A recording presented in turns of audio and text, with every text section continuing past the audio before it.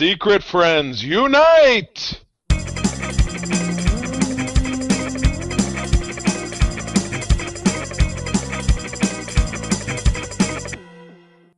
Welcome to the Secret Friends Unite podcast, episode 539.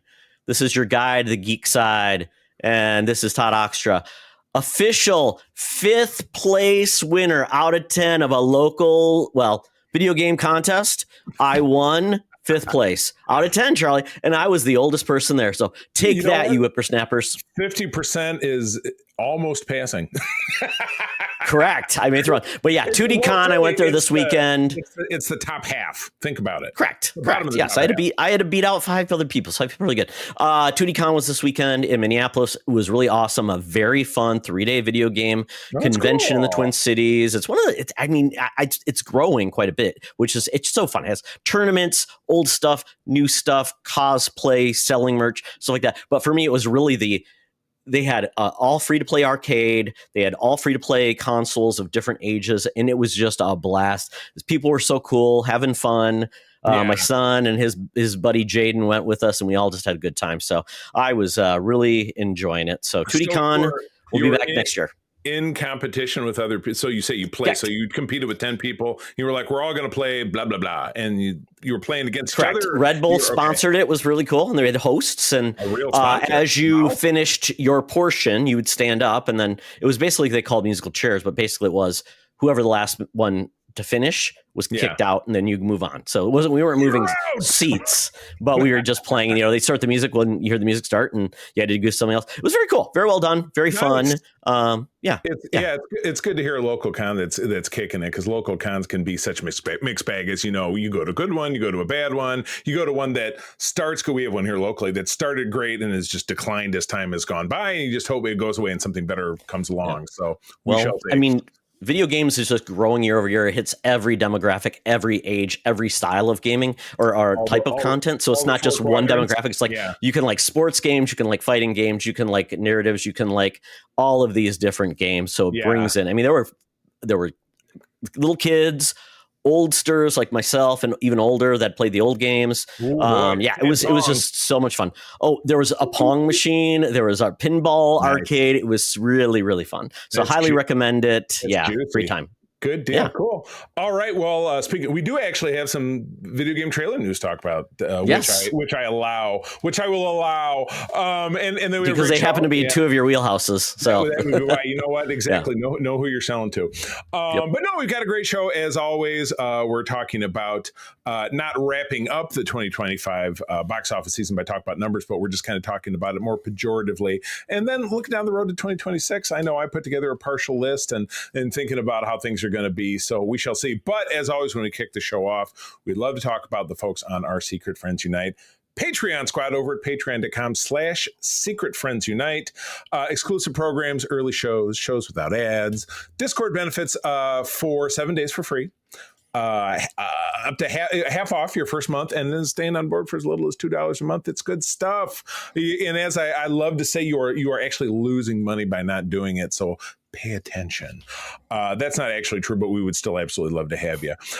Friends like my buddy Derek Trevelyan, who is surprisingly good at pickleball. He slayed Peter and I in triples earlier this week, but you know what it is? You don't hook up with those tennis players. Like I had Louie out here, my buddy Louie from high school last fall. World-class guy, never played before, did extremely well. So it's just little tennis. That's so you had to go to table tennis next, which is micro tennis. Micro tennis? What gets smaller than table tennis? Ping pong? Is that the same thing? Is there something smaller?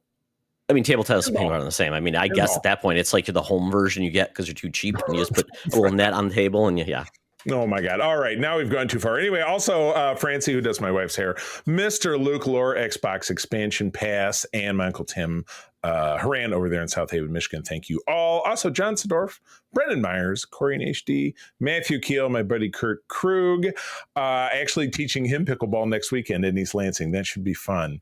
Doesn't Kurt have one leg? That's hurt his leg and stuff like that. Well, be nice to him if he had less surgery. Be nice to him. He has one lung.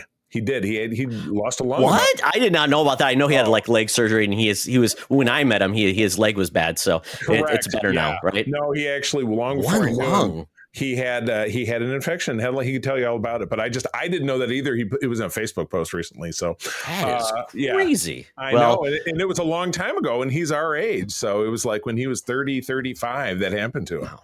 Isn't that crazy? Oh my God. Well, but you know what? Kurt's still kicking it, and I love that he says, I have limitations. I said, it's a great game for people with limitations because my dad plays, and everybody's a robot at his age. Tanya Lee, Chipotle Bear. We're not getting through this very fast. Famous Seamus, Cam the Movie Man, J Newport 007, Prozac Man, aka Darth Prozac, and Mr. Freight Conductor. Very grateful for all of you. If you're listening to the sound of my voice, want to get in on the game, patreon.com/Secret Friends Unite. 1 week for free, half off your first month, and stay on board for as little as $2. We would love to have you. As much as David Letterman loved having the Avengers on his show, and I know I had this issue at one point, 1982, I'm guessing. Yeah, I can tell you didn't. Oh, because I'm supposed to guess. That's right. That's how we. Well, that's how it goes. So I will walk you through. Okay. I was going to say I know I've read this issue because I've read most of the issues of this original Avengers. When we talked about this, there was a point even I had to stop because that early 90s run was just not for me. This is probably written by, was Roger Stern the writer at the time this was going on? He was. Oh, okay. But beautiful cover. And to me, a really great Avengers lineup. Hawkeye before West Coast Avengers. Black Widow, still with the big collar. My guy, Wonder Man, in that ridiculous safari outfit. The Beast in his full blue form, and the Black Panther, all hanging out with Dave Letterman. And this was during the iconic Assistant Editors Month. I think I even talked on our spotlight on our Patreon with at least one of the Marvel Comics editors from back in the day about exactly what all of this meant. And one of them said the whole thing was a gimmick because we do everything 6 months in advance. All the editors weren't suddenly at San Diego Comic-Con. It was planned as a gimmick, but it was funny. A wide variety of comics that month were just done with weird takes and strange stuff. Like, for example, the letterbox, all of the Avengers are turned around. So you see the back of their head, when usually it's the other way. So break it down for me. What's going on? Okay. So you got the date wrong. So this is actually October 83. 83. Close enough.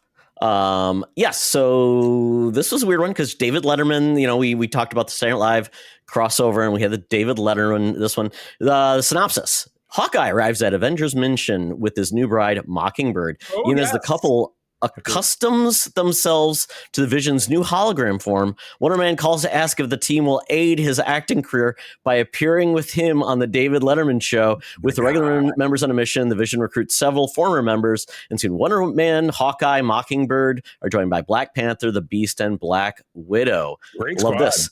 Fabian Stankiewicz, the Avengers' bumbling antagonist, invades a TV studio in disguise and installs various of his inventions. Oh my God. Which attack the heroes on stage, while Stankiewicz brazenly takes the guest seat and explains his devices while Letterman produces a giant doorknob and knocks him momentarily senseless.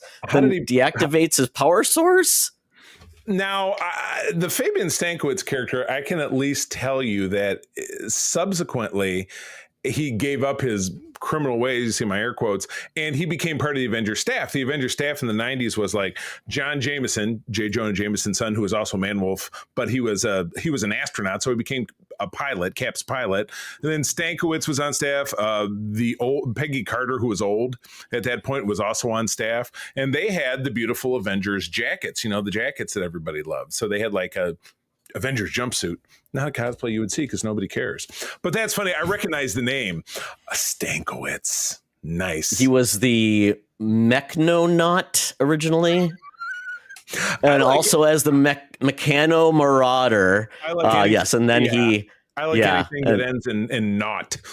Looks like the last time we saw him was during Heroes Reborn. Oh, geez. Wow. Okay. So he did it to get Heroes Reborn. So this was after they came back. Yes. So that's about it. Subsequently got wrapped up. Well, like I said, this issue absolutely available on Marvel Unlimited. That is probably, I may or may not have had a print copy at some point, but I don't know, Todd, you've got a mismatch of comics. Does this one look like one you have? No. I own a small little run of Avengers right around the time when they discovered the Cocoon with Jean Grey in it. Oh, so about 3-4 years after this. God, crossover. Yep. Crossover. Yep. Very good. Yeah, but this was this was right before Secret Wars. It was right before the West Coast Avengers. So, but it would have been immediately following the Hawkeye miniseries, the first one, which is where Hawkeye and Mockingbird met, fell in love through having an adventure, and then got married at the end of it. So there you go. Fun to read. Well, yes. Charlie, guess what? And who drew this? You guessed it, Al Milgrom. And do you know who I spent almost an hour talking to yesterday? Al Milgrom. And you know what? Tell Al Milgrom I said hi. Was that when Mark Wahlberg says, tell your mother I said hi? I have to come back for a second part because I could not keep him on task. But it was actually genuinely interesting. But that'll be over on our Patreon. Very good. Very, very nice guy, Michigan guy. We talked a lot about Michigan stuff too. So, but anyway, the power behind Fabian Stankiewicz. Now, here's the fun fact that you didn't know. The person who was running the criminal empire that was really behind him, without a doubt, you guessed it, even at age 84, was our senior news correspondent, Madam Webb. Boy, she had fingers in a lot of different pies back in that days. But now she works for us, thankfully, down at the corner of Hollywood and Vine, giving us the latest news and scoops for a segment we call News with Madam Webb. Let's go. Now it's time for Madam Webb's Rumors and News. Take it away, boys. Thank you, Madam Webb. You know, Madam Webb, it is week 2 of the Minnesota Renaissance Festival. And I know Penn and Teller was actually in Minnesota for week 1 because that's where they got their debut. So they came back 50 years later. Very cool that they did it. Kind of neat that, they remember their roots. But Madam Webb also started there 50 years ago. And she, basically convinced everybody that she was actually from the Middle Ages, and they're pretty close, but just turn the century instead. So, Madam Webb, you're welcome back anytime. They are always looking for people to be insulted and get tomatoes thrown at them. You bet. Fresh produce. I love it. Well, it was funny when this trailer dropped this week on our Discord. I was like, wasn't that show on like earlier this year? But it wasn't. It was on last year. Was it on last year or the year before? It was early Feb. I thought Feb 2024. 24, yeah. But it feels like it was just yesterday. And we're talking about Fallout, which is over on Amazon Prime. And it's just one of those, with streaming shows, you're like, we teed you up for a cliffhanger and come back in 1 to 3 years for the conclusion, because that's just the way this stuff works. For a 10-episode season, that's how long it takes to produce. But we're getting kind of some wish fulfillment as far as the game goes, because one of the biggest portions of the game is that kind of Las Vegas setting, right? And isn't that where the previous season kind of landed us, am I remembering correctly? Yeah, there is a video game called Fallout New Vegas, where it takes place in New Vegas, which is essentially... It's one of the few areas that were not completely destroyed. So that becomes like a center of kind of the world for entertainment and things like that. And I'm glad that they're using that inspiration. Obviously, that was a separate game versus Fallout 3, and they're all kind of intermingled in that world, so which is kind of cool. Some take place like on the East Coast, some typically take place on the West Coast, and they can vary. So there's been, Fallout 3, New Vegas, Fallout 4, and then that's it. And they do a Fallout 76 game, which is essentially a multiplayer game in that area. So there's like 5 games. So there's always something there to take story points from it. But obviously we're headed to Vegas because that's where, we need to go to track down Dearest Daddy, who's got some explaining to do. Yes, exactly. Yeah. And we get, and again, just as a quick sidebar, Fallouts 1 and 2 were board games, right? So it was before the video game era, because they go back a ways. They had 2 original games too that were in a different format, made by a different developer. So the series has been around in some type of form, electronically or tabletop, for probably 25 years, 26 years or longer. Yeah. That's awesome. Because Kyle MacLachlan was her dad revealed to also be a long-lived string puller from back in the time. Because what was the time jump from this? So they lived on kind of an alternate Earth where there was a nuclear holocaust in what we would consider probably the 1970s. if I remember correctly. Yeah, I mean, even it's though- alternate history time, so you got a mix of interesting like 50s aesthetic things like Right, that. correct, yeah. And the issue is because the ghoul is, from that time that everything Gogs. happened, Yeah. he can live for a long time. Right. So Kyle MacLachlan, I'm trying to remember how it worked, but obviously he's pulling the strings between the vaults and different things Right. like that. So Right. I don't know from the bomb drop to where Lucy emerges. I could probably Right. look that up, but it's probably a good Lucy 30 being- to 40 years because they're thinking about like Yeah. Fallout finishing so they can finally go out in the world. And Right. I don't know right. how long they expected it. 100 years, maybe that's what they Yeah. were expecting. Yeah. Lucy, of course, being Ella Purnell, who is our heroine. So this trailer takes us and the ghoul, who is the Wally Goggins or Walton Goggins character, and puts them together in an adventure where they do finally reach this Vegas, and we find a new villain who I'm assuming is also potentially from the past times. And that's Justin Theroux. Who is a great actor of great accord. And, it's the trailer is filled with the usual, exploding bodies. And at the end of it, do we get a dragon? Because we get a real tight view of like a critter, and it looks like, like a Game of Thrones style kind of dragon. So those are called razor claws. And think about, Charlie, like in the desert, you've got like iguanas or, you got lizards. Those got mutated almost dragons. So they're called razor claws. They are the biggest, baddest things in the world. That's and awesome. we didn't get a lot of, I would say, creatures. We got that one creature in the water that tried to eat Lucy. And then I'm trying to think of what other creatures we got. We got some bugs. We didn't get a lot of other creatures though. We got the ghouls and And so I will probably end up slamming through season 1 again just because we've got some time and I enjoyed it so much. I'm looking forward to that December 17 over on Amazon Prime. The beauty of Prime is that pretty much everybody has it anyway. Yep. And this season 1 debuted April. Everything was dropped at once out there. They are changing their ways. This one drops December 17th, but it's going to be a weekly drop. That's good. Because That's think. Well, now that Amazon charges you for ads, they get to squeeze a little more out of you every month.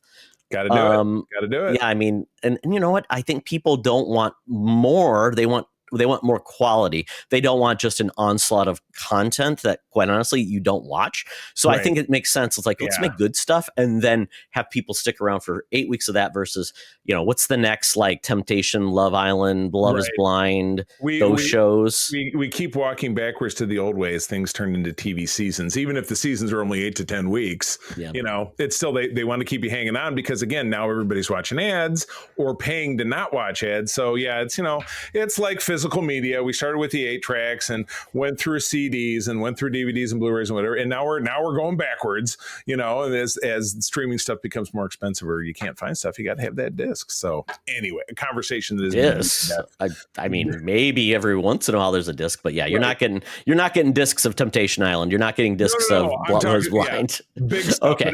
Big stuff. Yeah, exactly. All right. Well, moving on. And I was going to answer your question.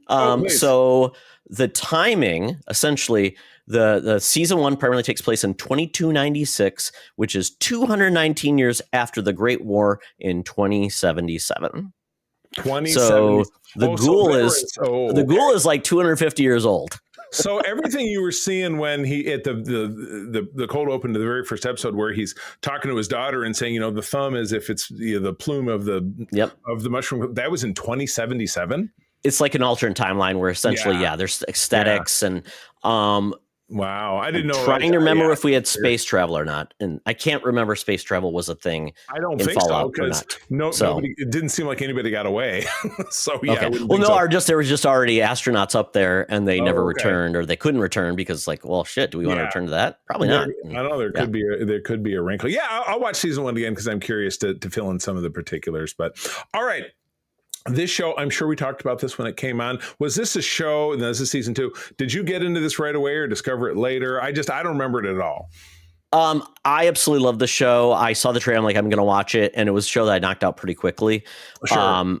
Especially I was a big fan of Shogun. This and Shogun are kind of like really excellent versions of kind of like not alternate history, but a take on history within like, you think about the Japanese, the different empires and the different shoguns that they had. And this one is pretty cool because it's actually kind of tied close to Shogun, where you started getting Europeans involved in Japanese politics, like giving them weapons and things like this. You got like these guys that knew there was a profit. Typically it was the Portuguese, Spanish as well, and then the English, and there was just a bunch of groups that came in. That's what Shogun was all about. It was very cool. Yeah, but this one is very similar, where it's the beginning of that, where there's the main character, Mizu, is essentially half Japanese, half Caucasian. Quick. Because isn't Mizu a soup? Or am I crazy? No, that's miso. This is Mizu with a Z. Yeah, but close enough. Yes. So her mother is, had this baby. Her baby was basically an outcast. Why it's blue eye samurai, because she had blue. She wears these like sunglasses, kind of, or like these tinted glasses to cover her color of her eye, basically to tint it so they can't tell. So this is a revenge tale because essentially these people came in and ruined her life, killed a lot of people, and also started arming and almost kind of manipulating the different feudal lords into chiefs. So it's very cool. So the first season is about her getting revenge, and she's kind of a underdog, which makes it very cool. So the way she goes about it is very cool, and the animation scenes are amazing. They use mocap. It's a really great story. It's very fun. And it's told well, and there's a really good cast of characters, but it's uber violent. I mean, women are getting hacked off. Yeah, I was surprised that the throat's cut. You see at one point a woman or a female visage with that she's naked and pregnant, and again it's in shadow, and there's a devil in there, and it's just like it's very, it's very TVMA. Now this is on Netflix. How many episodes typically? Like you're usually 8, 10? I think there was 8 first season. And then there is nudity, there is sex and violence. So it's very well done though. Yeah, beautiful animation style too. Yeah. Well done. And then it's got American creators behind it, which is, helps because a lot of people don't like anime. So it's really American creators, writers, and everything like that. Yeah, but I'm assuming a lot of shows they will still get like a dub with Japanese or other languages, which is really cool. Which I'm liking, the fact that you can get animation from other places and still do amazing things. And I believe the one showrunner is half Asian, and then they have a producer who's full an Asian woman. So it's good that you do get some authenticity, and some people can give that viewpoint. And there's a way to. You know what? There's always a spot for a white. Put a white in there. American. Did I get this? It's American studio or a overseas? I believe it's an American studio. I have to look who actually with the production studio was. Beautiful animation though. And they didn't know. Ming Na Wen plays one of the characters. Which is great. There's some great undercurrents. So if you just like good storytelling with some really cool combat, there's nothing mystical about the show. It's just truly in Japan in those times, and it's a revenge tale. So. Except for the pregnant woman who's having a devil baby. That's maybe a little. It's a dream. Yeah, I totally missed that part, but yeah. Oh my gosh! All right, so the only video games I enjoy are those ones from the Traveler's Tales, the Legos games. You can say what you want about it. 6 of one, half tons of the other. That's where I'm at. So the last one that I had that I can remember them putting out, at least that was on my radar, was back in 2022, was the Uber Star Wars one. Like, we're going to roll everything together. Yes. This is all the films. Skywalker collection? Yep. Saga. Yeah, there you go. And they rolled in just everything there was at that point, and they even snuck, a DLC with Mando characters in there and blah, blah, blah. But the games always follow the same kind of format. You've got, it's open world. They're on quests. You can solve little puzzles. It's not a lot of heavy lifting. For me, it was very enjoyable. And I even got April into it. We played that entire game, the two of us, and it was a lot of fun. And she likes video games less than I do.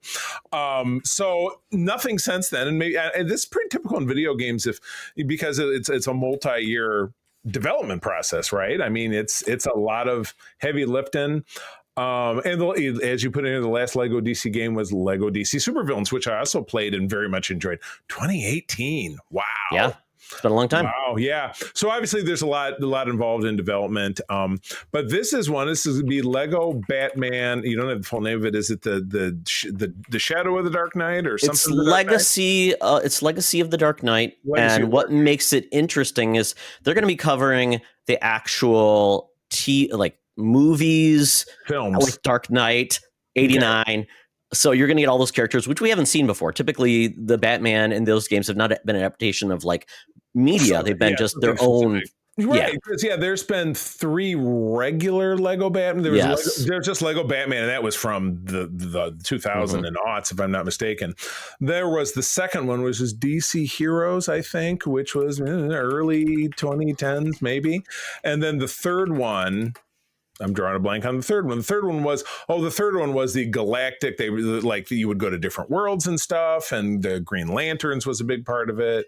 And I think I still own some of them, but I'm drawing a blank. And and then after that, Lego DC Supervillains, and then this is the next thing.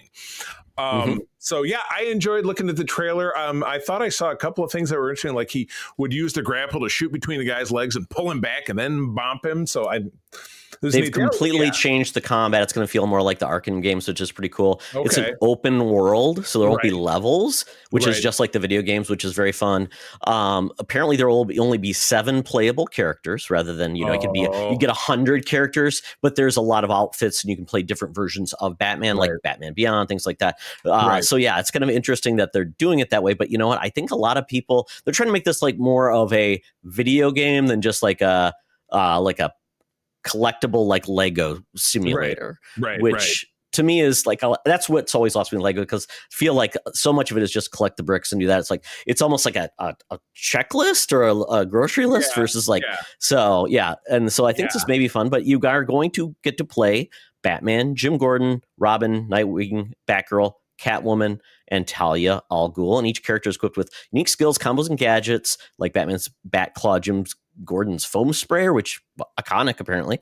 And different costumes. Yeah. I got it. So I assume that the Batman is all of the Batman that you described, because in the past they'll have like a little pinwheel you'll push down, and then you can be I want Dark Knight Batman, I want whatever Batman. I think it'll be outfits you collect. So I think that's going to be the big thing, like a collectathon, right? And that's not terribly dissimilar from shades of things they've done in the other games. So that's good. The familiarity, I'm sure, is a big sticking piece, and I'm sure this will continue to have some nostalgic value with kids who played it back in 2005 or whenever it is that the game came out. But I like it. It's enjoyable to me, where any game I've tried has just not necessarily clicked, but the Lego games can't always have. Whatever, you know what? The entertainment is to entertain. It's not a contest. So that's all right by me. And Marvel did more of they did things that had, I guess, they were more tied to the movies, I guess, the way they set some of their things up. Later on they did, because they made the first. Well, they made the first one after Avengers 2012 because it was very heavily influenced by that, and then they moved on and made one just about Avengers period or Age of Ultron. I can't even remember the last one that they did, but they're kind of out of that, because it seems to be much more of a Warner Brothers focus. So obviously there's a relationship there that cuts Disney out. What are you gonna do? And we haven't had a Batman movie adaptation since probably one of the really, probably would have been maybe the Joel Schumacher games where they did the weird beat 'em up or something like that. Yeah. So it's been, because we didn't get Nolan video games. We didn't, or maybe we did. I can't remember. I think there might've been a first one, and then they stopped doing that. We said, we're not going to make adaptations. We're going to do the Arkham games, which are great. So it's kind of fun that you get to play in these worlds, Heath Ledger, that's what he wanted, really, to just be Legoized, right? That it is his. That was his dream. It was in his will. I required to be in a Lego video game, no matter how long it takes, because he died in 2010, I think. No, when did that movie come out? When did Dark Knight come out? 2008. He died 3 or 4 months before it came out, as I recall. It's been a long time. We're past 15 years now. Dark Knight came out in 2008. So we are now at 17 years post, which is just crazy. I've been down one of those rabbit holes with the timeline videos on YouTube. So that was one I recently watched, 2008.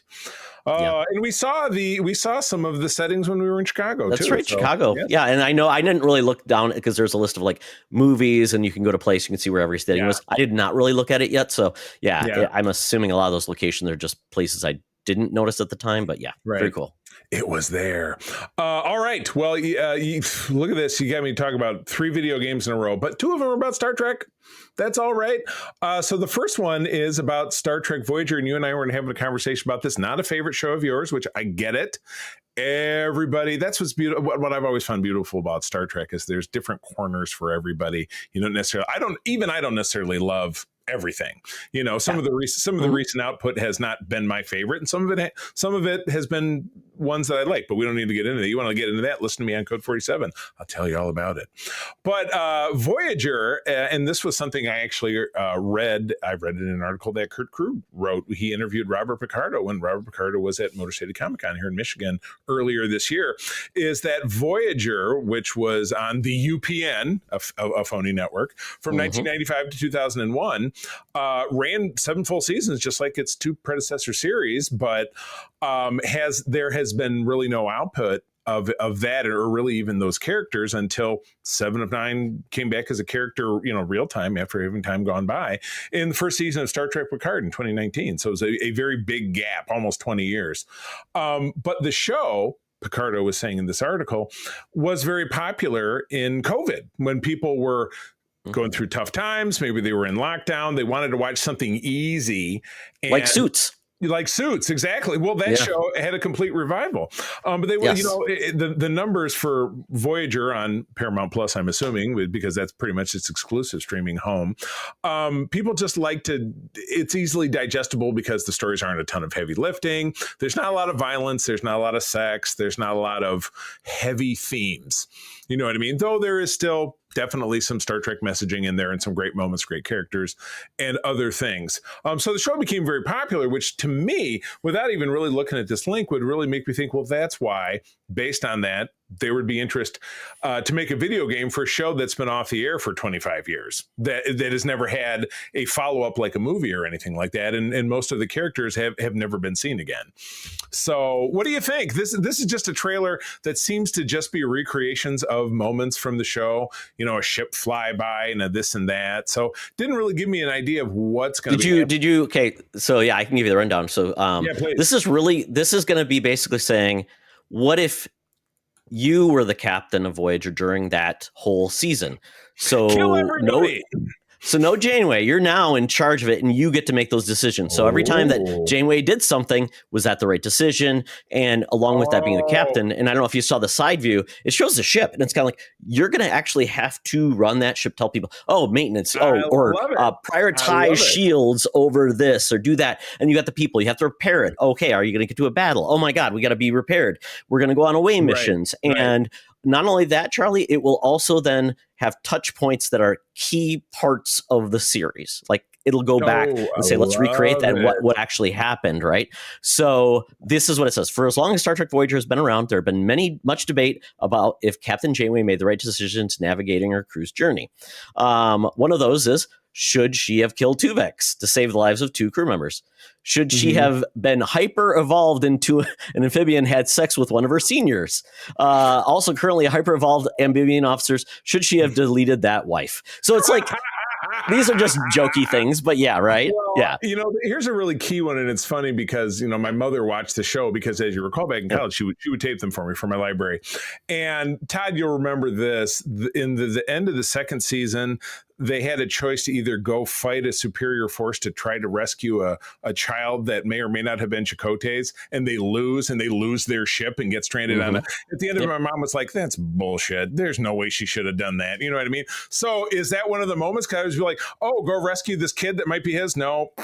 Let's keep going. It might be, and there is fail states, right? There is fail states, like you will lose. So you would have to replay it to see if you can do it. So it makes it kind of interesting to say the impact of your decision. But it does say, like, this, some of the things you're going to do. It says, aside from letting players rebuild Voyager's internal systems and research ways to adapt Delta Quadrant technology to sustain its journey and manage new crew morale, Across the Unknown will have players making key decisions inspired by the TV adventures, engaging in ship combat and team management for away missions. It should be, it's going to be a little bit more like not real-time combat in a lot of ways. It'll be more like you're making tactical decisions. So it won't be about... It's kind of like one of those, like, choose your own adventure deals, like, okay, you've come to this thing in the road and you choose A, B, or C, or that kind of deal.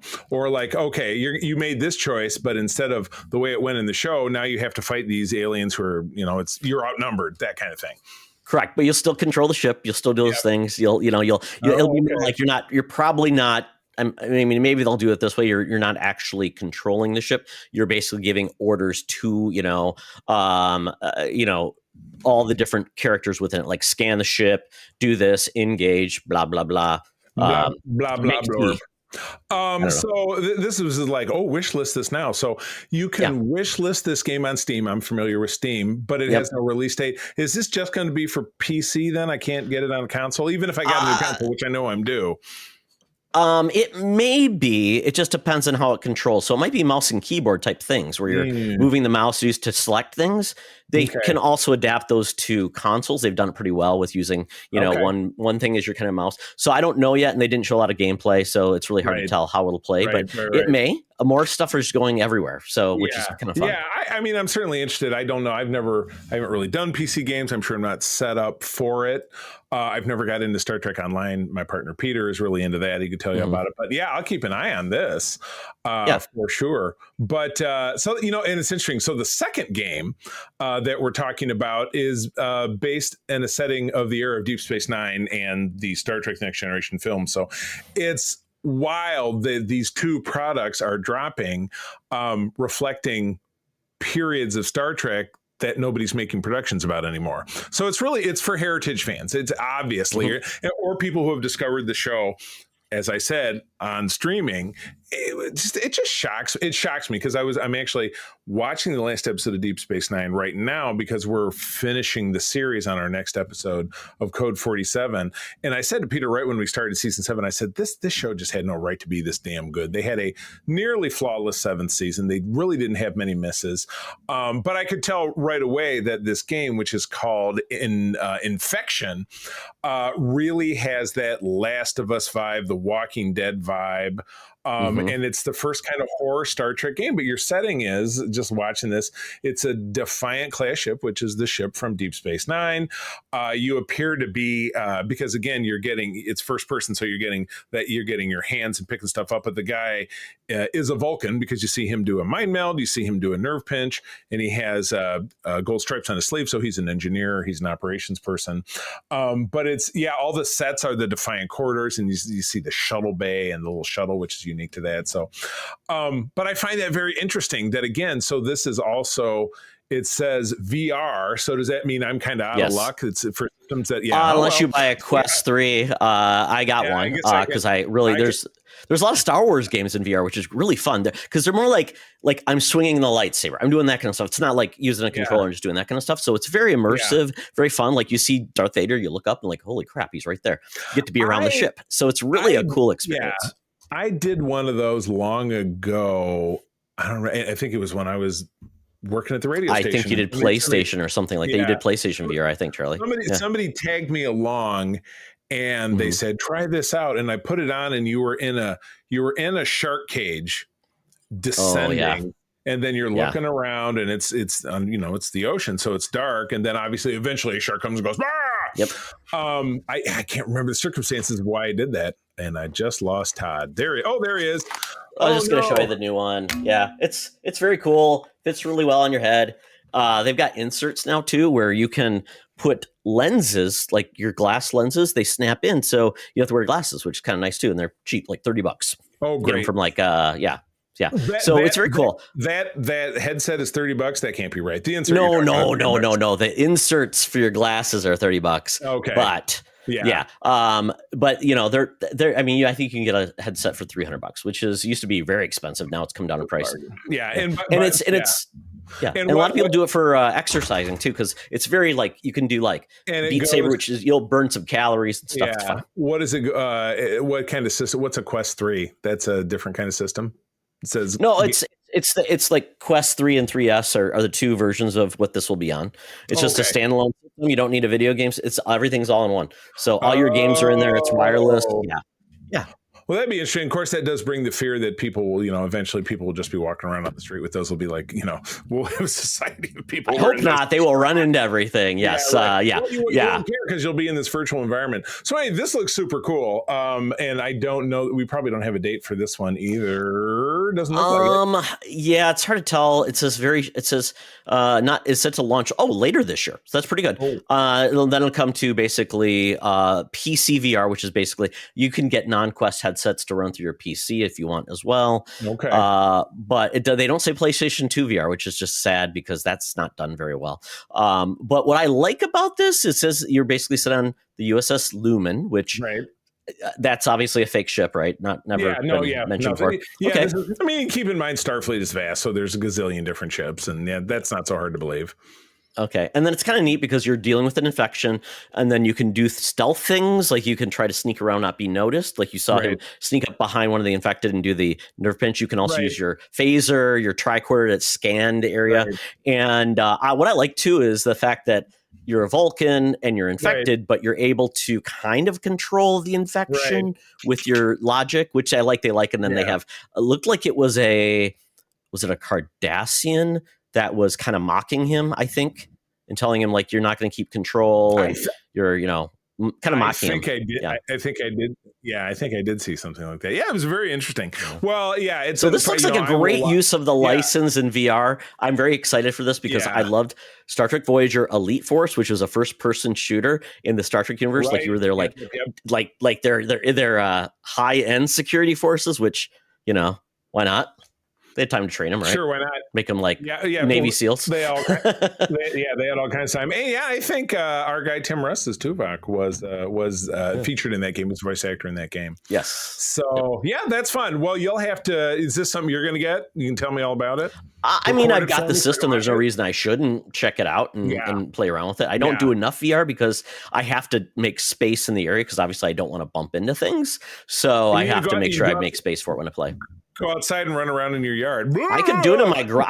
I absolutely could do it outside or go in the garage and do it if I wanted to. Like have a space that's free. Take the cars out and just play in there because it's wireless. I think outside would be safer because you're not going to run into the walls. I left a snow shovel here. Well, they do a really cool thing. You basically paint the space you're in, so it creates the walls for you. So when you get close, it'll tell you. But if you're running, that's good. It's really smart. Yeah. I had a very long conversation against my will, but not in a bad way, with Marvel's Al Milgrom yesterday. We started talking about Archie comics, and lo and behold, you have some Archie comics news. What do we got going on here? Okay, this is kind of neat because Archie has been around for, I'd say, a good 70 years now, because I'm assuming they launched in the 50s. It might have been older than that, but anyway, go ahead. Okay, so we've had Archie throughout time being in live action. We had, I believe there was we had a cartoon series in like the 60s where they had the Sugar song, remember? Sugar, ... which they're known for. Then they had a cartoon, I believe, then again in the 80s, which we see here in the article. Yep. And then we had I think there was a live action Archies in the 80s, which was kind of more like a movie. Weird. I'd have to look it up. And then we got Riverdale. And then we got Sabrina. So, I mean, they've used their property very well. They've relaunched like a lot of their comics with more mature bent. And then lately we got like just the most recent, it was Jay and Silent Bob crossover with Archie. So, and I read that one too. Oh, by the way, it does say right here, 85-year-old franchise. 85. Wow. So 40s? Yeah. Yeah. Wow. Holy cow. And those digests are still selling, maybe? I don't know. I would say go to your local supermarket and they're probably right there in the checkout lane. Yeah. That's right. Totally. That's where you got them. Yeah, those little pages. So apparently, this is what's going to happen. Lord and Miller are coming in to produce with Emma Watts, and they are going to be working on this new adaptation. So basically, even the CEO, John Goldwire, producer of Archie. So we got a lot of people involved. And the plot details are in the wraps. However, Archie follows the high school hijinks of the cute Archie and his mean squeezes. Riverdale is steeped in Twin Peaks like noir. Even Sabrina showed up in that series, like a one episode out of the blue. But if they're involved, and it looks like some of the people involved in this also were part of the Lantern series that's coming out and worked on. Cool. And also Tom King is going to be involved, who wrote Supergirl World of Tomorrow. There you go. Wow. So there is some talent, and Lord and Miller don't get involved in something unless there's something there that they can do fun things with. Like They did 21 Jump Street. Which is why Kathleen Kennedy got rid of them. Exactly. Get rid of them. They doesn't know what you're doing. They're too much fun. You're bringing Mr. Excitement, Ron Howard. oh, come on. Opie I love Ron. He was great in the studio when he won that episode. Oh, my God. I enjoyed that show. And we just talked about American Graffiti on Holocron the other week, and he played a pretty despicable character, but he played it well. And yeah, hats off to him. The character was Archie Cunningham. Oh, no, Opie Cunningham. Yeah, that was the Eddie Murphy bit from SNL. Opie Cunningham is a selfish bastard. Yes. Well, this will come out. Hopefully it'll be fun. A movie, which is interesting. So they could go the route of like a Barbie, Brady Bunch or Plump play with these characters out of time. Even like a Pleasantville, maybe do something like that. And we'll see where this is coming. So that is your news for the week. I have to read this blurb before we move on. Archie Comics has sold over 3 billion comics and are published in dozens of languages, as well as being read worldwide in English. 20 million copies of the hit single Sugar Sugar have been sold. Archie Comics social media has 3 million followers across different channels, sold in countries such as India, Philippines, Canada, et cetera, et cetera, et cetera, with 100 million comics sold in India in the last 50 years. Tell me something else that is as popular as Archie Comics. Well, they said 50 years. They didn't say how many in the last 5 years. Well, so that would be a rather deceptive bit of reporting. I assume 50 years. Yes. There's validity to it. Maybe they used to wipe their butts with. I have no idea. But anyway, yes. As Todd said, that is the news. It is time to get us on out of here. We've got to get ourselves over to the Geek Easy. We are obviously not there right now. Todd is in this menagerie of heads, and I'm here in my studio, of course. So I've ordered my Uber. It's on its way. And as it pulls up, the radio plays, and here is this familiar ditty. Hey, Secret Friends Unite, let me tell you about Zencastr. We use them for our show, and now they're supporting us. Zencastr is now the all-in-one solution making podcasting easy. It's the ultimate web-based podcasting solution. Provides high-quality audio and video podcast production and hosting. With a full suite of professional tools, podcasters can seamlessly record, produce, and publish studio-quality content, all from one dashboard. Being a creator has never been easier. And we chose Zencastr because of the ease of use, high quality output, and it makes it super easy for our guests to come on. We had multiple solutions we tried before, and Zencastr has just been the best fit for us. Why Zencastr? It's now super easy to record a podcast with Zencastr. Log in using your browser and start recording a high-quality podcast right away. Record studio-quality sounds and up to 4K video with your guests. Feel a sense of zen knowing Zencastr's multi-layered backups ensure you always have your recordings in the highest quality, even if the connection is unstable. Have you ever worried what you sound like? Zencastr's post-production process makes you sound buttery smooth. It automatically removes those ums and ahs in your recording. It removes those awkward pauses in conversation too. Set the right podcast loudness and levels while reducing background noise with the click of a button. So if you're interested in making an easy, high-quality podcast just with the click of a browser button, go to zencastr.com/pricing and use my code SFU1. You'll get 30% off your first month of any Zencastr paid plan. I want you to have the same easy experiences I do for all my podcasting and content needs. It's time to share your story. Now back to the show. Talk nerdy to me. Talk nerdy to me. We're sitting in the Geek Easy, cover band's playing, drinks are poured, and we are ready to get our nerd on. So, after our break from Chicago, Charlie had already talked about weapons previously, and he said, go check it out. A lot of people have talked about this movie. It's done very well at the box office. Runaway smash. Runaway smash. It's very huge. Interesting cast. I didn't realize Han Solo was in this, which was interesting. And I'm trying to think of any other. I don't know if there's any other notable actors. It was Wong from Doctor Strange was principal. Oh, yes, he was in there too. Yep, he was the principal. Okay. So other than that, I don't know if there's any other notable actors, but I finally saw it. Yeah, I can think of one who was Han Solo's live-in girlfriend is a comedian who I like. The June Diane Raphael, who's on that How to Best Get Made, which is a new favorite podcast of mine. Because she's the wife of Paul Scheer, comedian. Sorry. All right, that's it. I'm done. Okay. Okay. But now I understand why it's called Weapons. Definitely a different take than I would thought that would actually happen. Right. Very weird. And the storytelling was interesting as well, as it introduced characters and the way they kind of showed viewpoints and played with it. And I mean, there were a couple of gross out scenes. There were some jump scares. But once again, this felt like this could have been an episode of The X-Files in a lot of ways. The way it went. Yeah. So there was some things to it that were kind of like, But I enjoyed it, but it really was odd. It just was it's a movie you can't put your finger on like, okay, I expected that. And it wasn't a straight up just like, we know what happened and it was just a normal situation. So, I really enjoyed it.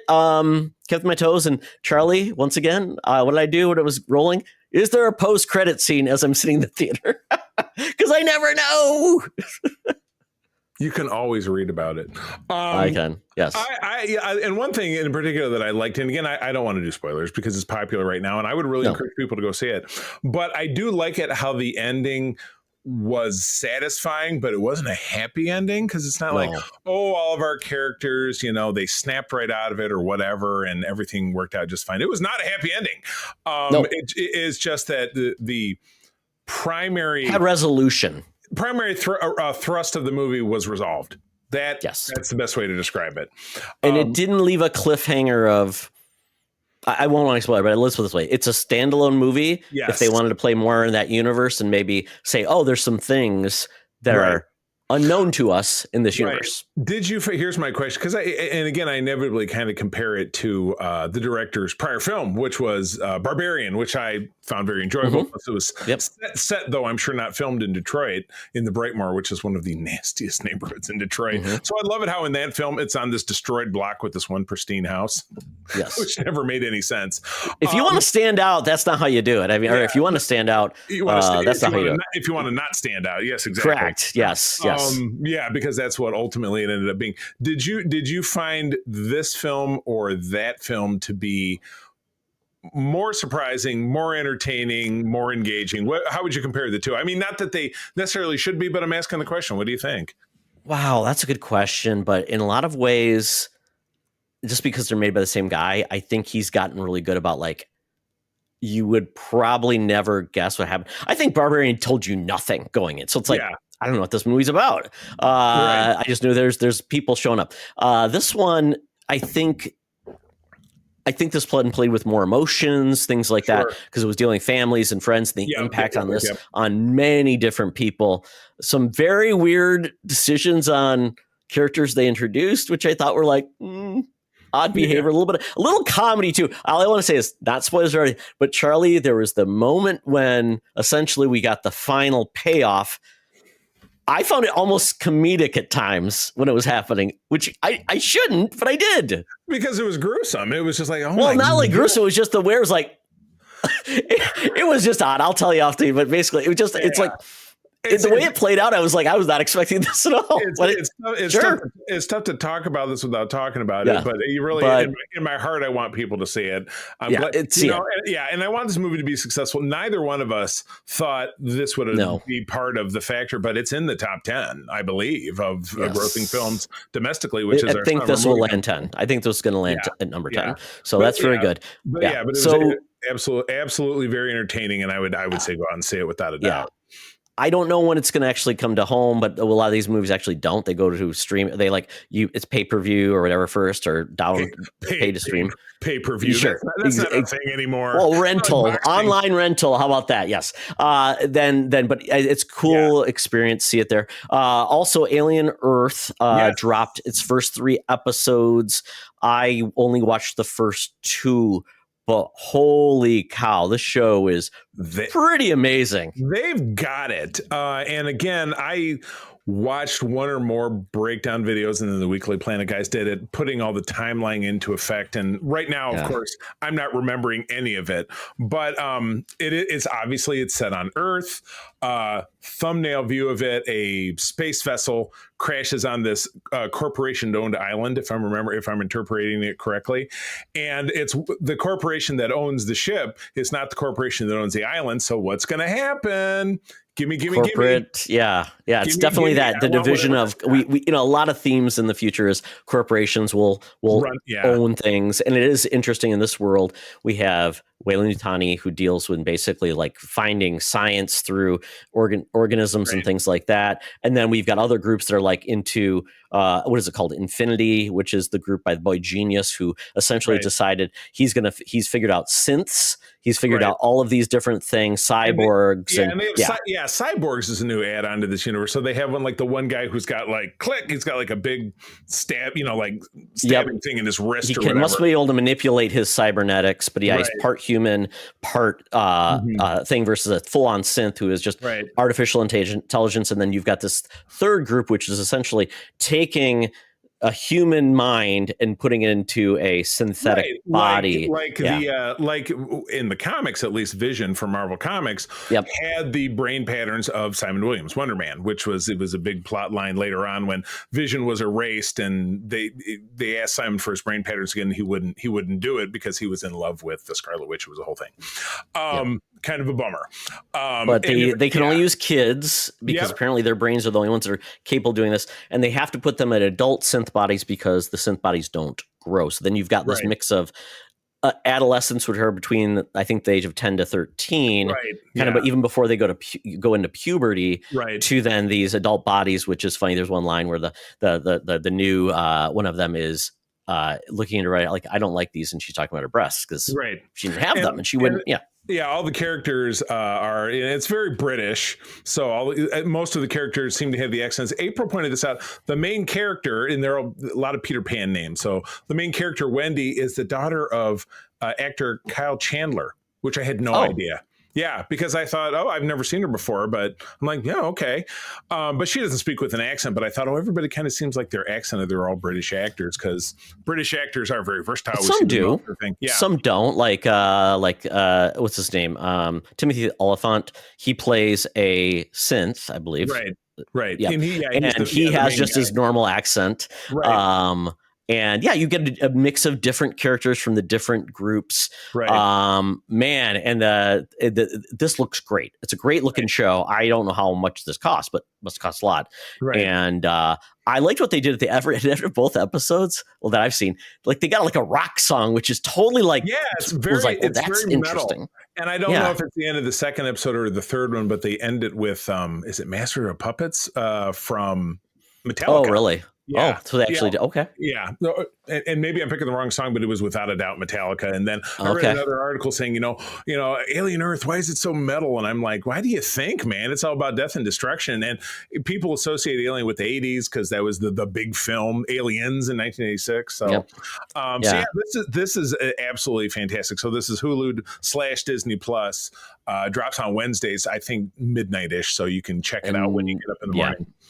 And Noah Hawley's the showrunner. He's done a lot of great stuff on TV. So I love this. And I feel like, this is one of the inherited properties from Fox, which I think they just call 20th Century now. I think that's what they just... they converted it. Because they still have their classic... and Predator. I mean, I feel like Disney, you can call them wrong for whatever they did with some of the Marvel stuff, overdoing it. But the fact some of these Fox properties are getting some love in a quality way, I don't think would have happened with Fox. I mean, and you're right. It's a marriage that works because Disney, for a long time, was very guarded about we're for kids and we can't put out a thing with Deadpool where he's cursing and chopping people up. But you age guard the service, you rate the movies R, you really hope that the parents, and this is the one part of it's impractical, you hope the parents are smart enough not to take their 6-year-old to Deadpool, but somebody still will. You know what I mean? But they do the best they can, but by telling different types of stories to different type of groups, it's the same as I talk about with Star Trek. Different people are going to like different things, and you can make money by marketing to those different groups because kids will go see Pixar movies. Sometimes they won't. Thus, Elio, or they'll go see Lilo and Stitch because it's something that the older kids like when they were young, and they can take their kids to it, which is why it was the #1 movie of the summer. So, there's ways to squeeze blood from the stone. It can be done. Yes, I think it's interesting. Well, I didn't know if you heard about this, Charlie, but we are finally going to see Hulu get killed off. The app is actually going away in 2026 because now Disney owns the whole shish kebab. Right.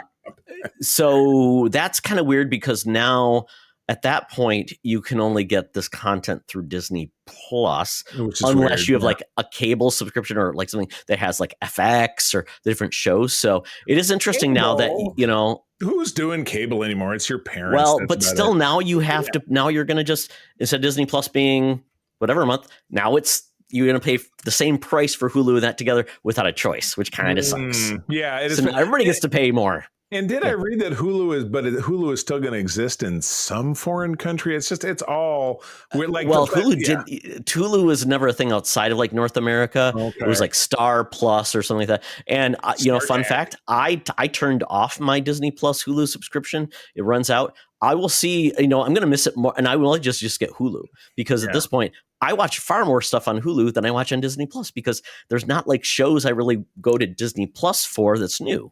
Mm-hmm. I understand there's no Star Wars. There's no Marvel stuff right now. I mean, what am I going to Disney Plus for? Like Bluey? I mean, that's the beauty of the choice. Yeah. You're right. Disney Plus is, but then eventually they'll take it away from me. Yeah, they will. All right. Well, one thing that that just brought me infinite joy this week was the return of Peacemaker. This is one of my very favorite pieces of the new DC dynasty, which is just in its nascence. But this is Peacemaker. Is coming back. It was on in 2022, which was DC when DC was still technically part of the DCEU umbrella. Correct. It's spun out of was it the Suicide Squad or just I Suicide can never Squad? keep track of which was which. And the first smart thing that they did with this that I really enjoyed is that watching even though I recently watched the season, I did watch the recap, and they retcon bits of the recap. They retcon two very specifically. Yes. You had the one character who is I cannot remember her name. The black woman who's what's her face's daughter is calling for help, and instead of saying we need help, we need the Justice League, she says we need help, we need the Justice Gang. And then as they wrap up the show or they're wrapping up the recap, and Peacemaker is carrying Harwood, played by James Gunn's wife, off, and you see silhouetted characters in the background instead of having Aquaman and the Flash and Superman and Wonder Woman, who are both in silhouette because the first two characters had speaking roles. You now have the DC Studios cast of characters, and the only characters we get speaking roles out of would be Hawkgirl and Guy Gardner, Green Lantern, who will make a very famous appearance in the show, which you have seen in the trailers. That entire sequence of his interview was absolutely fantastic. That poor woman in the rabbit suit. Oh my goodness. Oh yes. I mean, and it's funny because the show is so over the top. So it's like if you just saw Superman, you saw Peacemaker in that show. Kids, don't watch this show. It's not for you. No, absolutely not.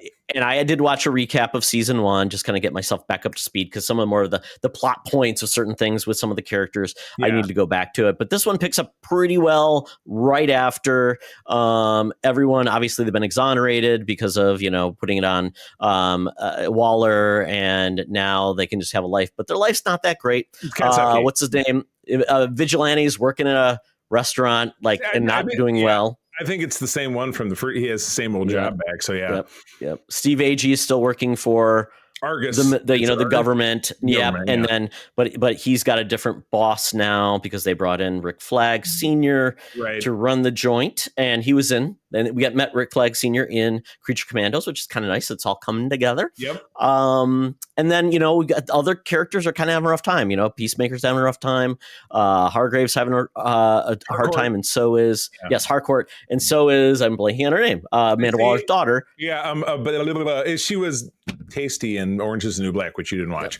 But yes, you know who I'm talking about. Yeah, so she can't even get a job. Like, so like, oh, blah blah, you could get this job where? She goes, oh, they're hiring. So everybody's not doing very well right now. But the fun part about this, it was Bed Bath and Beyond is hiring. So we also got a new theme song, by Foxy Shazam, which there was a lot. I think the only music we got was from Foxy Shazam. Now in this episode too. It was the end music.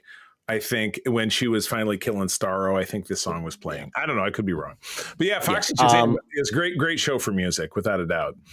Yeah, I mean, some of the songs are better than others. The intro is obviously adding in the new characters, which is great, which is they're just adapting and having some fun with it. The dancing is not as good as, it didn't stand out as much as like the first season, but that's okay. And it was similar, but yeah, you can't always just have this. I mean, some shows always have the same open, but that is obviously they're looking to differentiate and stuff. But I like the song. I like the theme song better from the first season. Right. But do you really want to taste it? It just kicks, right? Yeah. So, and then this one is kind of do some really interesting things. I don't want to go into spoilers, but I love it. It's funny and it's delivering one episode a week. So once again, some people are making that shift. Yeah, that's good. And like I said, HBO Max is also very heavily tiered with ads for most people, unless you opt out of it. So they need to make their nut too. The stuff isn't free. People want to bitch about that now it's as much as cable and I still have to watch ads. Then don't say, but you have the choice. You have the choice. Everybody has the choice. Antennas are free. Oh no, you got to buy an antenna set, but then you can watch PBS for free. Ooh, until it's removed. Yeah, for the time being. Oh my God! All right, so obviously I watched all that stuff, so I don't have as much stuff to talk about. We did again, Hulu and Disney Plus watched a movie called Locked, and I remember seeing the trailer for this early in the year. It's the Skarsgård, one of the Skarsgård boys. It's the one who was It. Is that Peter Skarsgård? No, that's not Peter Skarsgård. Oh my God, I can't keep him straight. But, Bill is Bill Skarsgård, and of course, I'm gonna draw. Who the hell played Odin? British actor Anthony Hopkins. Anthony Hopkins is the other character in this, and it's about a kind of a white trash thief who is trying to make ends meet. And yes, he has, he's got an ex-wife or baby mama and a daughter who is in school, and he's trying to provide for her, but he's a loser, can't get his act together, drugs, drinking, in and out of jail, whatever it is. So he's doing what I'm sure ne'er-do-wells do. He's going through a parking lot and flipping door handles and seeing one of them opens up, and he gets in. It's a Bentley. It's a beautiful car, but it locks and then it rings through, and it's Anthony Hopkins on the other end of the line, and he says, "Thanks for trying to steal my car. You're my slave now. You will do my bidding." And this car starts to torture him. Electric shocks, hot and cold. Oh, gee. He ends up shooting himself. He has a gun, ends up trying to shoot the window, goes through his leg. Oh. I mean, it's all kinds of bad shit. And even when I saw the trailer, I'm like, boy, this is dumb as hell. But then we saw it was on. I'm like, oh, we saw this trailer. Why not watch it? I'm convinced. Dumb. You had me at dumb. And for half of the time, Anthony Hopkins is talking to him through the navigation system, the phone on the car. And then eventually they do meet face to face. And then it's this race to the death for him to escape and get back to his daughter and all this. So not dramatically. So was it a race? Like Anthony Hopkins was chasing him because he's like 102 years old. He's chasing. He was just on foot. No, the two of them end up in the car together. Sorry to spoil it. But yeah. Oh God. Well, I mean, even then, like, what does he do? I mean, he's old. Again, you will have to see. But yeah, is it paint by numbers? Yes. It's a horror movie that you would kind of expect Bill Skarsgård to be in after the remake of The Crow. Yes. That happened. Yeah, it was probably on par quality level with what I would imagine that would be, maybe a little bit better. But yeah, it was I'm being tortured by technology, and there's this strange guy who is a rich weirdo, and he wants to get me. So you know what? It was heckling fun to look at.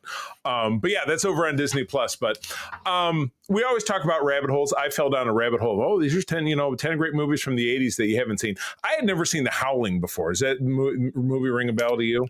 Oh yeah, absolutely. I remember like the smiley face. I believe that was one of the big parts of it, and the community of werewolves. Wasn't there a smiley face that was like? Yeah, I remember seeing parts of it as a kid and just very spooked by it. But yeah, I remember. Was it Dee Wallace was the lead? Correct, and one of the main villains was Bob Picardo. Directed by Joe Dante, who later went on to direct an 80s movie that I absolutely adored, which was called Inner Space, which also had Bob and Picardo Gremlins. And that's right. But no, the poster, which you might and remember, Bob Picardo was in that too. He married the female gremlin in the second one, yeah. But the poster is just claws coming down, like what you would imagine would be a sheet. But yeah, it's D. Wallace, who is of course in Cujo, E.T., was in a movie I watched last night called Secret Admirer, which was a terrible C. Thomas Howell movie from 1985. Oh God. Oh my God. Yeah, I've been on a bad 80s movie. He made a lot of bad films. Yeah. Soul Man. Oh Come on, God. C. Thomas Howell. I've never actually seen, else in Soul Man who's not around anymore, Ray Dan Chong. I don't see her in anything anymore. Tommy Chong's daughter, right? I have no idea. Could be. Makes sense. I think so. Yeah. Oh my God. But anyway, the Howling was, and it was pretty low budget, but it was decent. It was a decent film. What wasn't decent, because when you watch it, I like Tubi as a service. I mean, it's crap and they have old stuff, but they're very quick to dump you into the next thing if you don't like, I got to hit the button. So it dumped me into the sequel, which came out 5 years later. Wow. Now, Christopher Lee was in it, but so was Reb Brown, who was Captain America of the 1970s. It was not good. Well, just let you know, C. Thomas Howell was married to Ray Dong Chung as well. Oh, no kidding. Well, I wish them both. And her dad is Tommy Chung. Good call. But anyway, I think The Howling is worth watching. Suspenseful. I think they did a lot with it. The one thing that April and I watched it together, we were cracking out a bit, is that they spend a lot of time showing you the werewolf transformation. And at one point, D. Wallace is trapped in a room with somebody transforming, but it takes like 5 minutes for them to transform. No, it wasn't D. Wallace. It was one of the other characters who unfortunately gets killed. They take 5 minutes to transform, which would give you ample time to run away. And all you do is stand there and go. Well, Charlie, it's kind of cool to see for the first time, right? You just want to this is really cool. I'm afraid, but yeah, check this out. I'm invested in this. Oh, you're going to kill me now, but I stayed. Don't I win some bonus points for staying and watching you transform? Because I mean, how often are you going to see a werewolf? I mean, really? I mean, especially it'll be the last thing you see. But it's kind of like an accident. You can't look away, right? You're the gawkers. I mean, as long as at the end of it, the car's not going to hit you. Yes, absolutely. I guess so. Could explode. You could hit somebody as you're watching it. Like, It could be exciting. But anyway, watch the first one, definitely skip the second one, and they made like 5 more sequels after that. Obviously, there was one in a castle in like Europe. I watched on like Skinamax one night. That was the second one, I think. And that was the second one. The second one was that one. Well, I thought it was the third one. Sybil Danning was the star, and she was in all these booby movies in the 80s, always pulling her boobs out, and she did in this one as well. Oh wow! I thought that was like the third one or fourth one. Maybe I was wrong. They may have had 2, but I mean, this second one did revolve around them going to Transylvania or they had 8. There's been 8 films. Howling Reborn came out in 2011. Oh my God! After a 16-year gap. I guess. Well, good. Another 16 years will go by. There should be one coming out pretty soon. The Phases of the Moon. Well, anyway, watch it's first based on a series of novels too. Yes, I did read that. Wow. So anyway, TLDR, first one worth watching. The rest of them, I doubt it. The second one, definitely not. And that is the end of the Geek Easy. So, Todd, I have my Air Quantus app out. It is time to get us to the land down under, where the hologram Tina and the mutants await for us to talk about Seasons Change, the summer box office. Welcome to another edition of Thunderdome! Thank you, Tina. The mutants have been gathered for a topic or a game to be entertained. And this week, we are now, we would say, considered to be done with all of the big summer movie releases of 2025. So what we're going to do is first look at how the summer went in regards to, like, did the movies deliver from a quality perspective? We're not going to talk about box office just because we will do the wager review in about 2 weeks when the summer is wrapped up. So we just want to say, has this been a good summer or a bad summer for movies? Kind of give it a review. We're not going to talk about, maybe we would have talked about others, but I think this is just, let's talk about here and now. And then we're going to say, is this summer going to be better or worse than what we see next year, and vice versa? Will 2026 be a better performing summer as we look at the releases? So, obviously that's all promise because none of them has been rated. Some of those movies may move still, but let's say what happened and what could happen. And And I think this summer, the biggest thing would say Hollywood did not like this summer because apparently it started off strong, ended kind of weak, and will not make the $4 billion they wanted. But other than that, let's see if it made us happy with the quality of film. So let's go through this list really quick, Charlie. And we're gonna say, as we could say, hot or not, just the movie, hot or not. We're not gonna like go on more than that because we've got a lot to get through. So, or if we did not see it, say no. I don't know. What's a good hot not or N-A skip? We skipped it essentially, right? We passed hot not pass, hot not skip. And there were definitely a few that I didn't see that are on even my own. Yeah. Top I want to 10, say skip because I didn't see it, not just because of the quality, just because I didn't see it. Let's just do that. You skipped it, absolutely. Okay, yes, absolutely. Right. So we'll go with this. Thunderbolts. Hot. Yeah, It was hot. Not hot enough, but hot. Final Destination Bloodlines. That was a skip for me. Didn't see it. It was hot. Enjoyed it. Hurry Up Tomorrow. Skip. Didn't see that. The same. Lilo and Stitch. Skip, but it was number one. Mission Impossible: The Final Reckoning. Did not care for it. Very stupid. Bring Her Back. Skip. Yep. Karate Kid Legends. Hot. Not. And skip. But you skipped, but not enough. Okay, I liked it, but so you go. And you know what? And did you see it? No. So a skip. So it didn't interest me. But hey, all that matters is that you enjoyed it. Who cares? Okay. From the world of John Wick, Ballerina. Hot. Skip. Life of Chuck. Skip. Chuck. Phoenician Chuck? Scheme. Skip. I saw it. Not hot. Oh, really? Okay, I did not hear about that one. It's on streaming. Yeah, it was just. It's the what's it called, brother? Is this a Coen film? Not a Coen film. No, the Anderson, Wes Anderson. Yes, Wes Anderson. Yeah, I've seen so few of his films. The Ritual. Skip. I know nothing about this movie. How to Train Your Dragon live action. Skip. Same. Materialists. Skip. My dad saw it, liked it, but skip. I mean, it's a rom-com. 28 years later, that was hot. Yep. A little weird. Agreed. Very weird. Bride Hard. Didn't even know this was released. Skip.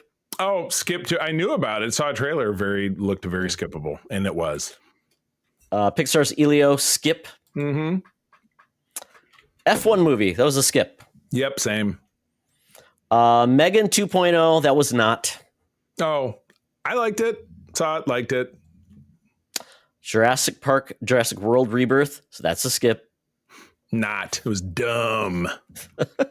Superman. Hot. Super hot. Loved it. Big fan. I Know What You Did Last Summer. Not. No, you saw it.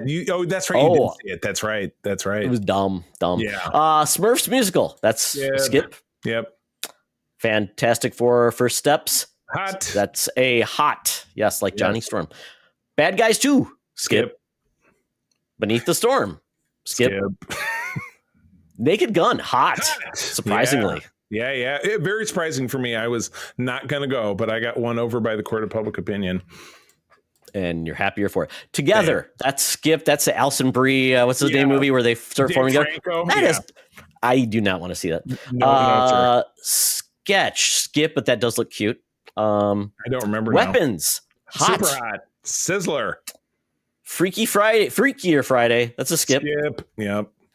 Nobody 2. That's a skip. I will probably wait till video. Yeah. Sure. Americana. Skip. Yep. Caught Stealing. Skip. That's that Austin Butler film where he gets hooked up with Matt Smith. Matt Smith from 80s London. Yeah, that's out. That's actually out at the end of this week, so it's not out yet.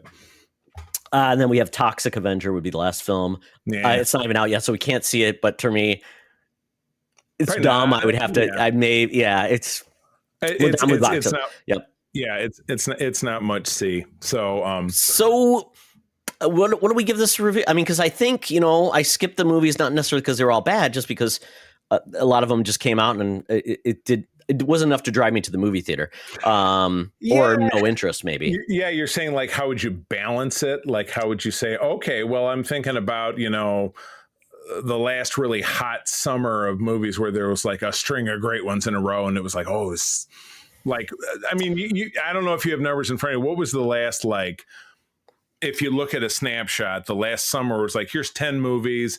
They were all really successful, critical, even just really successful based on the numbers. Like, what was like really burning hot summer?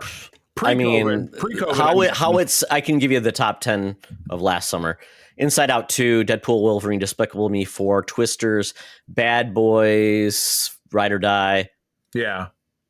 Was that last summer? Jeez, Planet of the Kingdom of the Apes, Quiet Place Day 1, Ends with Us, If, The Fall Guy, Garfield movie, Alien Romulus, Long Legs, and Furiosa, a Mad Max summer. I will say, I think this summer was better than that last summer. I was going to say the opposite. I thought that. Oh, really? Yeah, I found a lot of really enjoyable movies overall because there were a couple in this, that obviously that I said that I enjoyed, but there were enough of them that I skipped, and a lot of the ones that you ran through I did see. So I guess I would balance mine more so on movies that I went to go see. You know what I mean? Because that way I could have more of an informed judgment. But think of all the multiple skips that we had. You know what I mean? Correct, but I liked most of the movies I saw. That's not bad. That's not bad, because So that's kind of where I look at it. I mean, it's like if you would say, because there's gonna be skips just because you don't get it all in or it's just not for you. But when I looked at last summer, I'm like, I mean, I don't know. I mean, 2 really good comic book films in the same year, the same summer. That rarely happens. Well, they say the last time that happened was 2012. No, 2008. Because it was Dark Knight and Iron Man. Think about it. That was almost 20. It was almost 20 years ago. I mean, it kind of sucks because the Mission Impossible film this summer, I really did not care for. It seemed like it went out with a whimper. But maybe I don't know. It's really, another Jurassic World film. That's, kind of like you're either into those movies or not. And that was, and I don't even want to say it was a disappointment because it's been paint by numbers since when they brought Jurassic back to Jurassic World. I thought that was a fresher take because it was, it was the island of dinosaurs. It was an amusement park, and invariably something goes wrong. But it was a big hit, so they got to bring it back and say, but we have to go back again, and we're not going back this time. But now that they're here, and there's a mystery, and then but this one was like, there's yet another island, and we got to go back to collect brain tissue from the biggest of dinosaurs because it can cure cancer. And it was like, we're gonna go. I can get, and ScarJo is like, I can guarantee your safety. I'm a big tough whatever. But then there was a family that just happened into the story, and it was I'm a single dad, and these are my kids, and it was not you so name much. it, not so much. Yeah. And Kurt and I have gone back and forth about this. He's like, well, that movie sucked. I'm like, that movie made over 333 million plus. And was almost going to catch up was almost neck and neck with Superman, which was a great film. So as I would always say, the Fast and Furious movies and those Transformers movies made a lot of money too. Absolutely. Until they stop. So something will happen or they'll reboot again because dinosaurs, quite honestly, it's funny that they died, but the movie never died. And quite honestly, it's the only dinosaur films that are ever out. We don't get any other different dinosaur movies. So right. Well, they had that 65 million, whatever, with Adam Driver. Which did horrible. Exactly. But, I will say one more thing, though, before we kind of get... Thunderbolts also launched this summer. So I've had those 3 comic book movies I really liked. Yeah, so, I agree. And you're right. A lot of people clearly didn't get Thunderbolts because it didn't even cross over 200 million.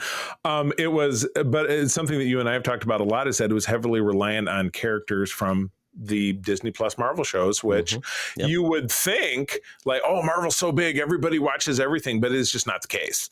There are people who don't invest in those shows, and people get sick of homework, which is why I think Fantastic Four is more successful. Anyway. Yeah. So I'm just going to go back to the list from 2024. So let's see if we looked at her. So I'm going to go through them and just tell me hot or not, or skip. Okay. So right. Inside Out 2. Yes. Hot. I liked it. Loved it. Deadpool and Wolverine. Hot. Despicable Me 4. Skip. Yep. Twisters. Skip. Saw. It was okay. So is that a hot or not? Hot. I don't know. Lukewarm. Bad Boys, Ride or Died. Skip. Saw it on VOD or saw it on streaming. Not hot. But you didn't see it, so you didn't see it. So it's a skip. Yeah. No, I did finally see it. Yes, but not in theater. Oh, okay. But it didn't. It wasn't enough to get you to the movie either. But you did see it. Okay, so that's not okay. So, yeah, so it's not. Then we have Kingdom of the Planet of the Apes. That's a skip. Yeah, that was not good. I saw it. Not okay. A quiet. Okay. Quiet Place Day One. Hot. It Ends with Us. Skip. Agreed. Skip. Yeah, not good. Yeah. The Fall Guy. Hot. Yes. I'm just gonna go. There's 14 in this list. I'm not sure why I just chopped it off. Garfield movie. Skip. Yep. Alien Romulus. Hot. Yep. Long Legs. Hot. Yep. Furiosa Mad Max Saga. Hot. Yes. I had to think for a minute because I'm like, did I really? But yeah, it was all right. So maybe they're not that much dissimilar year to year, right? I guess, yeah. It's splitting hairs to try to pick the two. I mean, if you're a comic book fan, that last summer you only got one. If you're a comic book fan, this summer obviously far different. You got 3 movies you could really enjoy. They're all good. So a little bit of that. So there we go. That's 2025. Not the best of times, not the worst of times. Yep. But some highlights and some disappointments as usual. So let's look at 2026 really quick. And let's keep in mind our time frame is May to the end of August. So I'm scrolling. What? I got it. Well, here I'll jump in. Okay. Do you want me to just read the title of each one, or do you want me to pick out the ones that I think are substantive? We'll just go through them, and then if we want to call it out what it is. Something called Animal Friends kicks off May 1st. Ryan Reynolds, Aubrey Plaza. No clue.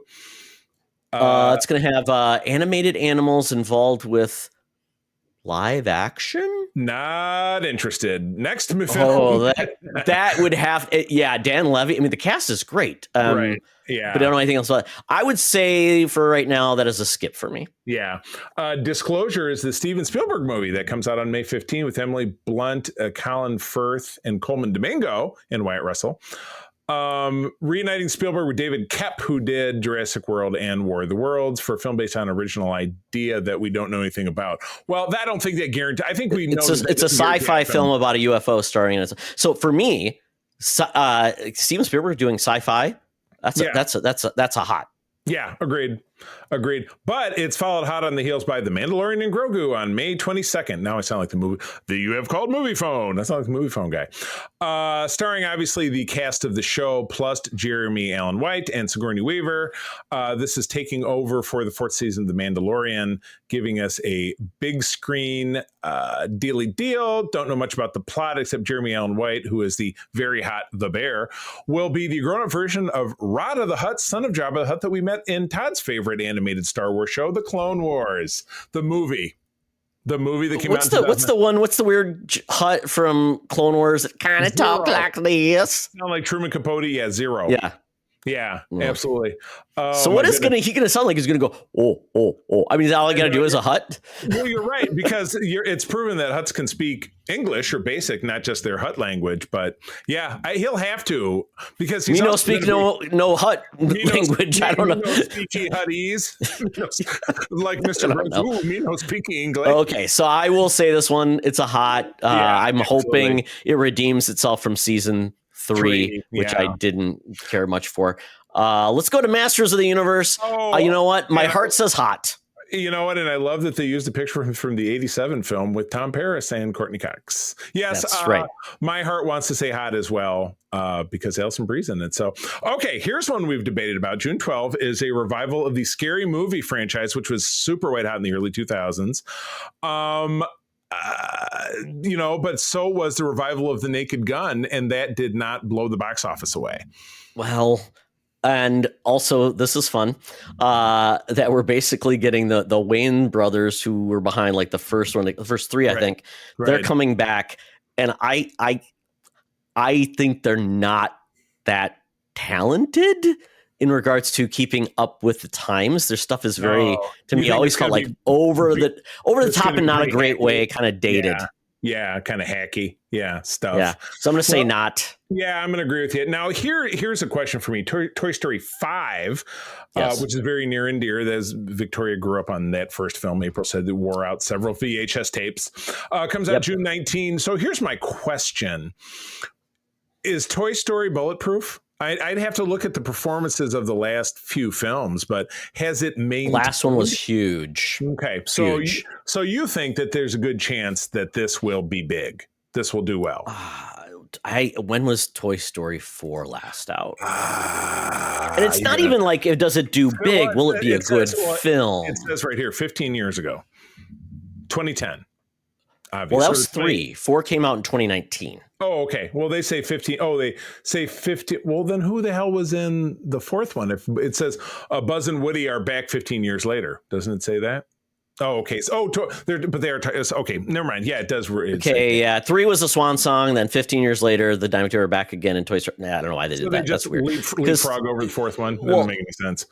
Well, no, I mean, the fourth one, I don't know. I didn't see the fourth one. I do want to see it because I do enjoy the films. Yeah, so I think this will do well because I just think this one's going to be more about like dealing with like devices and things. So, which is true. And nostalgia fuel. All right. Here's a wild card that I want. Then. Yeah. Here's a wild card. The next one that I want to be successful, but I feel like might suffer because of she's a girl, and that would be Supergirl, World of Tomorrow.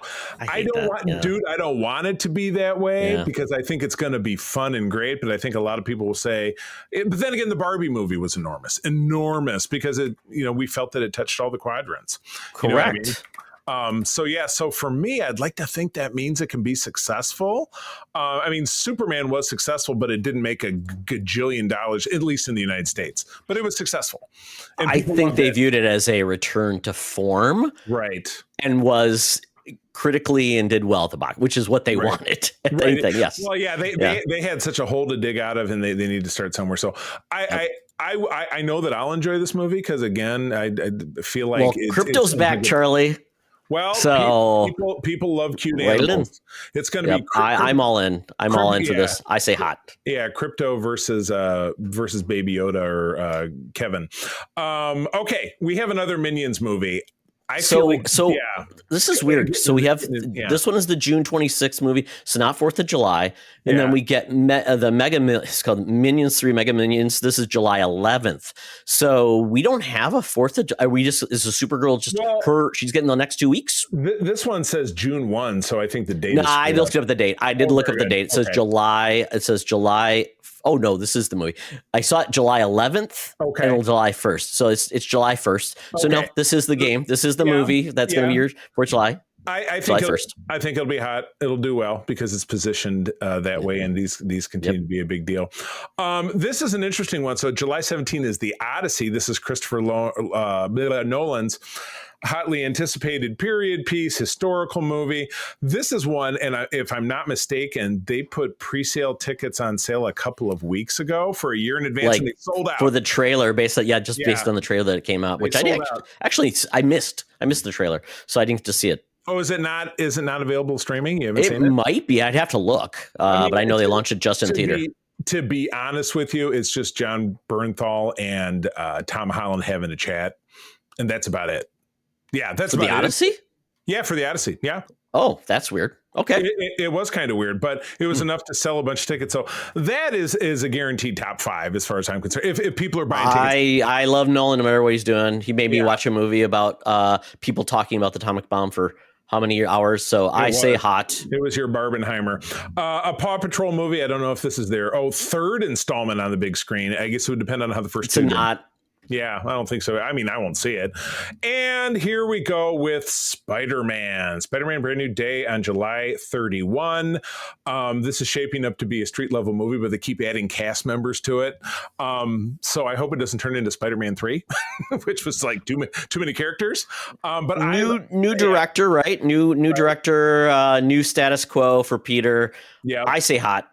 Oh, absolutely. Well, these movies have not let down. People have liked him. No. Different director, though. This is the first time with a different director, so it could be a miss. And there's not going to be a lot of your normal cast. The status quo is different, so who knows? Right. Maybe people will not like it.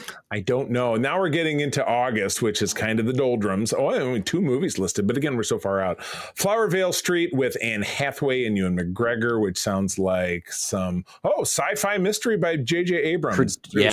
That could be interesting. Great cast too. Yeah. It could be something. Again, yeah, sure. I'll agree with you there. Thread and so back to the Insidious movies. Another entry. Oh, really? Tale. Interesting. I bought tickets for the one coming out in a couple weeks. Is that an Insidious or the ones with Ed and Lorraine Warren? Oh no, that's the one with the Warrens. Yeah, the Warrens. Yeah. So this is the other one that has Lynn Shay in it, though I think her character is dead now.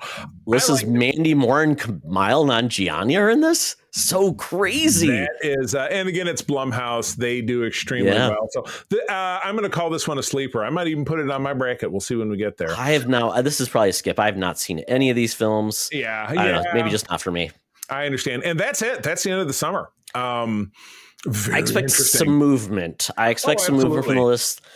When I look at that, when I look at this list of films, Charlie, I think there's going to be some fun films, but this does not look like that strong of a summer, to be honest. Yeah, I agree with you. It's going to have 2 or 3 tent poles. So Spider-Man, Star Wars, and then Nolan will be pretty. That's probably your top 3, depending on what's where. Yeah. But we'll see. We'll see when we get there. So, all right. That is the show. Good times. Had fun. Todd, where do people find you out there? They can follow me on the Blue Sky at Todd Oxtra, at the Threads, at T Oxtra, and there you go. Etc. Well, I'm on a lot of those same socials. At least I'm on Instagram and Threads and Blue Sky as at the C3 TheCeeThree. Also spending a hell of a lot of time over at our Secret Friends Unite Discord. It's the best place to have fun and safe chats about pop culture, geek stuff, etc. Find us there if you're a Discord user. If you're not, drop one of us a line. We'll hook you up with an invite and we'll get you in the mix because we would love to grow. We have a great community and we'd love to continue to keep growing it over there. But with that, friends, I will tell you as always, thank you for joining us. I'm going to say sharing is caring and keep on trucking. Be the hero, not the villain. In a truck. Eagly! This podcast is part of the Secret Friends Unite podcasting network, available on Apple Podcasts, Spotify, and podcast services around the galaxy, as well as video on our YouTube channel. You can support Secret Friends Unite by becoming a Patreon member, get bonus programs and more over at patreon.com/secretfriendsunite. Join our Discord community for even more discussions on all things geek. For all the latest updates on Secret Friends Unite, make sure to follow us on Threads at secret.friends.unite and visit secretfriendsunite.com. Find our merchandise at TeePublic and Redbubble. Thanks for listening, and may the Force live long and prosper.